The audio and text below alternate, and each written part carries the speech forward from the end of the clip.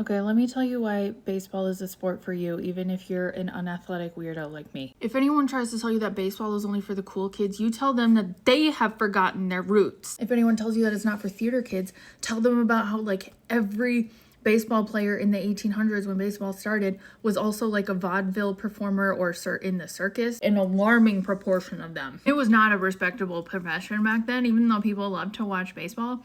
They thought of professional baseball players as like outcasts, people you wouldn't want hanging around. If you're a messy bitch who lives for drama, tell them about how in 1973, 2 Yankees players announced that they were trading wives. Oh girl, the tea is piping hot on that one. Not only did they trade wives, they traded families, dogs, houses. They literally just like switch places. Fleetwood Mac recording rumors as situation. They try to tell you that baseball is not for neurodivergent people. You say, you have got to be kidding me. And then you tell them about Rube Waddell, who I've talked about him so many times. I'll pin my video about him to the top. You can tell them about Pebbly Jack Glasscock, who played in the late 1800s, who used to pick up pebbles from the infield because he said that he didn't like the way that it affected the ball rolling, but then he would keep his favorites in his pocket. I feel very emotionally attached to Pebbly Jack. Or more recently, Zach Greinke, who is a legendary pitcher, but he hated the attention of being a legendary pitcher. He went from being extremely misunderstood and people thinking he was just kind of a dick because he was so standoffish, to being like one of the most inspiring players in modern baseball because of his struggles with mental health. There was one time in a very serious team meeting with the Dodgers because they were getting ready with the playoffs.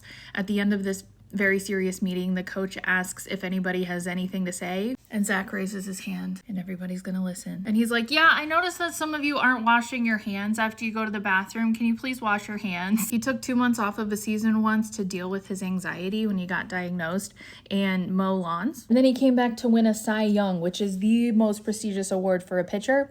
And he gave the award to his parents. He said the award was kind of a hassle because of all the attention. In fact, he gave away every award he ever won. But a sporting goods company did give him a samurai sword for winning the award, and he kept that, quote, because it was awesome. And if anybody tells you that baseball isn't for spooky bitches, tell them about the Mariners' Etsy witch. Last September, the Mariners had only won 6 of their last 7 games, and this guy named Stephen Blackburn paid $16 to an Etsy witch to lift the curse. And it worked. They scored 28 runs in the next 2 days and won their next 10 games in a row. It was a sensation. And people started asking to donate back to him the money that he paid to the Etsy witch.